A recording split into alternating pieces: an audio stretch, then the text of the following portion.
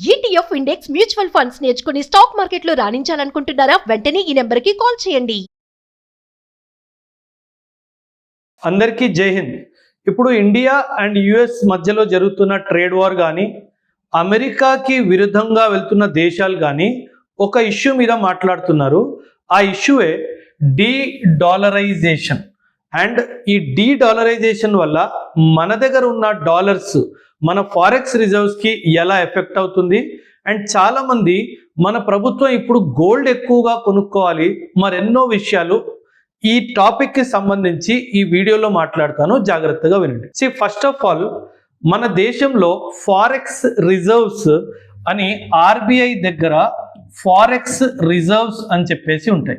మనకి ఎలాగైతే మన ఇంట్లో సేవింగ్స్ ఉంటాయో మన డబ్బులు, అలా మన దేశం డబ్బులు కూడా ఆర్బీఐ సేవ్ చేస్తుంది. దాన్ని ఫారెక్స్ రిజర్వ్స్ అంటారు. ఫారెక్స్ అంటే ఫారిన్ కరెన్సీ అన్నమాట. ఫారిన్ కరెన్సీని ఫారెక్స్ అంటారు. రిజర్వ్స్ అంటే మనం దాచుకున్న డబ్బు. మనం అంటాం కదా సర్ప్లస్, మనకి నెలవారీ జీతంలో మనం 5,000 10,000 ఎలాగైతే సేవ్ చేసుకుంటామో అలా మనం సంపాదించిన డాలర్స్లో సేవ్ చేసుకొని ఆర్బీఐ రిజర్వ్స్ మెయింటైన్ చేస్తుంది.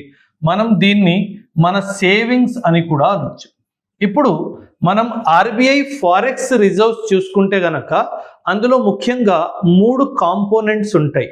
అందులో డాలర్ కాంపోనెంట్ చాలా పెద్ద ఎత్తున ఉంటుంది, ఆ తర్వాత గోల్డ్, ఆ తర్వాత ఐఎంఎఫ్ కరెన్సీ అని చెప్పేసి ఉంటుంది.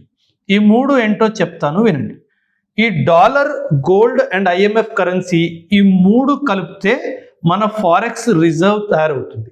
అండ్ ఈరోజు డేట్లో మన దగ్గర ఉన్న forex reserves $704 billion.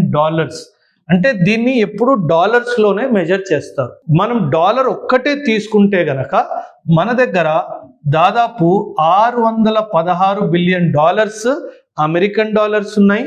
And gold reserves వచ్చేసి దాదాపు $65 బిలియన్ గోల్డ్స్ ఉన్నాయి. అండ్ అరౌండ్ $18 బిలియన్ వరకు మన దగ్గర ఐఎంఎఫ్ కరెన్సీ కూడా ఉంది.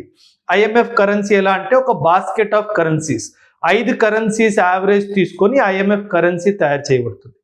ఇప్పుడు అందరూ ఏమంటున్నారంటే, అమెరికా ఎలాగైతే ఇప్పుడు ట్రేడ్ వార్ చేస్తుందో మొత్తం ప్రపంచంలో డాలర్ని ముఖ్యంగా వాడతారు కాబట్టి అమెరికా డాలర్తో ఎప్పుడైనా మనల్ని కంట్రోల్ చేయొచ్చు, అందుకే మనం డీ-డాలరైజేషన్ చేయాలి అని మాట్లాడుతున్నారు. అండ్ మన ప్రభుత్వం దగ్గర ఆల్రెడీ $616 బిలియన్ ఉన్నాయి. ఇప్పుడు ఈ డాలర్ రేట్ వరల్డ్లో అసలు ఎలా పెరుగుతుంది, ఎలా తగ్గుతుందో చెప్తాను, వినండి. ప్రపంచ దేశాలందరూ వాళ్ళ రిజర్వ్స్ ముఖ్యంగా డాలర్స్లోనే పెట్టుకుంటారు. ఈ డాలర్స్లో ఎందుకు పెట్టుకుంటారంటే dollar is considered to be the most stable currency అనమాట. సో అందుకే సాధారణంగా కంట్రీస్ అన్ని డాలర్స్లో పెట్టుకుంటాయి వాళ్ళ సేవింగ్స్. కానీ ఇప్పుడు జనాలు ఏమంటున్నారంటే, అన్ని కంట్రీస్ ఏమంటున్నాయంటే మేము గోల్డ్కి షిఫ్ట్ అవుతాము అని అంటున్నారు. మన కాన్సన్ట్రేషన్ చూసుకుంటే 616 ఎక్కడ, 65 ఎక్కడ. సో చాలామంది ఏమంటున్నారంటే ఈ డాలర్స్ని మనం డంప్ చేసి మనం గోల్డ్లో మన రిజర్వ్స్ని క్రియేట్ చేయాలి లేదా పెంచుకోవాలి అని చెప్తున్నారు. సో దీనివల్ల లాభం ఏంటి, దీనివల్ల నష్టం ఏంటి, మరెన్నో విషయాలు చెప్తాను, వినండి జాగ్రత్తగా. ఫస్ట్ ఆఫ్ ఆల్, ఈ రిజర్వ్స్ డాలర్స్లోనే ఉంటాయి, ఎందుకంటే dollar is a stable currency కాబట్టి. సో మార్కెట్లో ఎలా అవుతుందంటే there is something known as demand, supply and price. ఇలా 3 ఉంటాయి. మనకి ఏ ప్రోడక్ట్ అయినా సరే మార్కెట్లో దానికి సప్లై ఎక్కువ ఉంది, డిమాండ్ ఎక్కువ ఉంది అంటే దాని ప్రైస్ కూడా ఎక్కువైనా ఉంటుంది, స్టేబుల్ అయినా ఉంటుంది. అదేవిధంగా సప్లై ఎక్కువ ఉండి డిమాండ్ తక్కువ ఉంటే దాని ధర పడిపోతుంది. బట్ అదేవిధంగా సప్లై తక్కువ ఉండి డిమాండ్ ఎక్కువ ఉంటే ఖచ్చితంగా దాని ప్రైస్ పెరిగిపోతుంది. ఎప్పుడైనా సరే డాలర్ ఈ పొజిషన్లో ఉంటుంది. ఎందుకు ఇలా ఉంటుందంటే డాలర్ సప్లైని అమెరికా కంట్రోల్ చేస్తుంది. ఆ డాలర్ సప్లైని కంట్రోల్ చేస్తుంది. దాని స్టెబిలిటీ వల్ల, దాని డిమాండ్ ఎక్కువడం వల్ల దాని ప్రైస్ ఎప్పుడూ పెరుగుతానే ఉంటుంది. అందుకే అందుకే మనం గమనిస్తున్నాము ఈరోజు $1 దాదాపు 87 రూపాయలు దాకా వెళ్ళిపోయింది.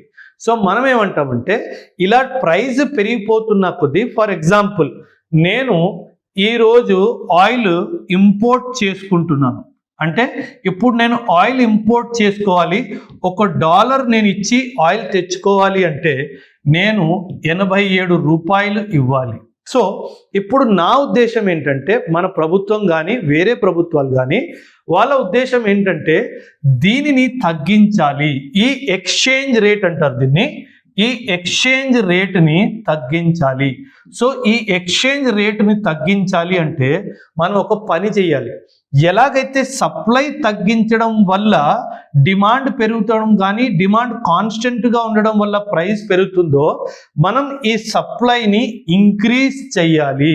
ఈ సప్లైని ఇంక్రీజ్ చేయాలి అంటే మనం ఏం చేయాలి, మన దగ్గర ఉన్న డాలర్ని తీసుకెళ్ళి ఇంటర్నేషనల్ మార్కెట్లో సప్లై విధంగా డంప్ చేయాలి. అప్పుడు ఏమవుతుంది, డాలర్ సప్లై పెరిగిపోతుంది, డిమాండ్ కాన్స్టెంట్గా ఉంది అనుకోండి, ఆటోమేటిక్ డాలర్ ధర పడిపోతుంది.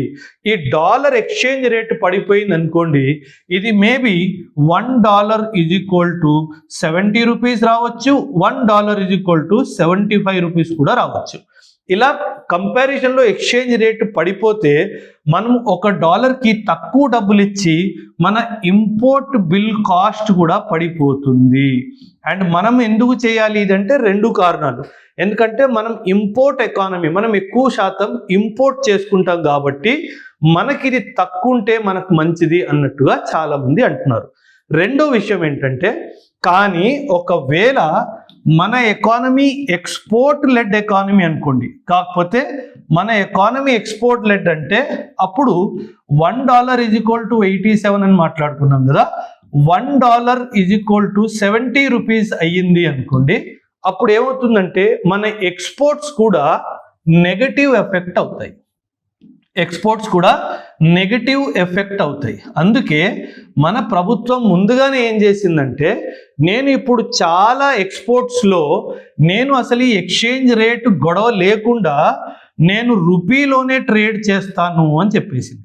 ఈ రూపీలోనే ట్రేడ్ చేయడం వల్ల ఏమవుతుందంటే, మనకి డాలర్కి రూపాయికి ఎక్స్చేంజ్ రేట్ తగ్గిపోయినా మనకి నెగటివ్ ఎఫెక్ట్ ఉండదు.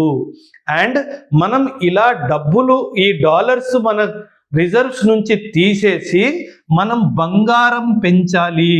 బంగారం పెంచితే దీనివల్ల కూడా నా కరెన్సీలో కూడా ఇంకా బలం వస్తుంది అని ఉద్దేశము చాలా మంది చెప్తున్నారు. అంటే ఎకానమిస్టులు ఏం చెప్తున్నారంటే, ఇంకా దీనిని తగ్గించేసి మనం దీన్ని పెంచాలి అని చెప్పేసి అంటున్నారు. సో ఇప్పుడు జనరలీ అమెరికా ఏం చేస్తుందంటే, చాలా తెలివిగా అమెరికా చాలా గోల్డ్ని పర్చేస్ చేస్తుంది. అమెరికా చాలా గోల్డ్ని పర్చేస్ చేస్తుంది, కానీ దీన్ని అఫీషియల్గా డిక్లేర్ చెయ్యదు. ఎందుకు అఫీషియల్గా డిక్లేర్ చేయదంటే దానికి చాలా కారణాలు ఉన్నాయి. సో ఇప్పుడు ఏమవుతుందంటే, కరెన్సీకి బలం, కరెన్సీకి స్ట్రెంగ్త్ గోల్డ్ హోల్డింగ్స్ నుంచి వస్తుంది. కరెన్సీకి స్ట్రెంగ్త్ ఎక్కడి నుంచి వస్తుంది, గోల్డ్ హోల్డింగ్స్ నుంచి వస్తుంది. అంటే మన రూపాయి విలువ మన దేశం దగ్గర ఎంత గోల్డ్ ఉందో దాని మీద కూడా చాలా శాతం వరకు డిపెండ్ అయి ఉంటుంది. సో మన దగ్గర గోల్డ్ పెరిగిందంటే మన రూపాయి బలం కూడా పెరుగుతుంది. కానీ అమెరికా ఏం చేస్తుందంటే, ఎవ్వరికీ చెప్పకుండా సీక్రెట్గా గోల్డ్ని హోల్డ్ చేస్తూ ఉంటుంది. ఈ గోల్డ్ ఎందుకు డిక్లేర్ చేయదు అంటే, ఈ డిక్లేర్ చేస్తే అమెరికాకి $36 ట్రిలియన్ అప్పు ఉంది. అప్పుడు IMF ఏమంటది, నీ దగ్గర ఇంత గోల్డ్ ఉంది కదా, నువ్వు ఫస్ట్ అప్పు తీర్చేయని చెప్తుంది. సో అందుకే ఈ అప్పు తీర్చకుండా ఉండాలి అన్న ఉద్దేశంతో అమెరికా ఇలా తన దగ్గర ఉన్న గోల్డ్ని డిక్లేర్ చెయ్యదు.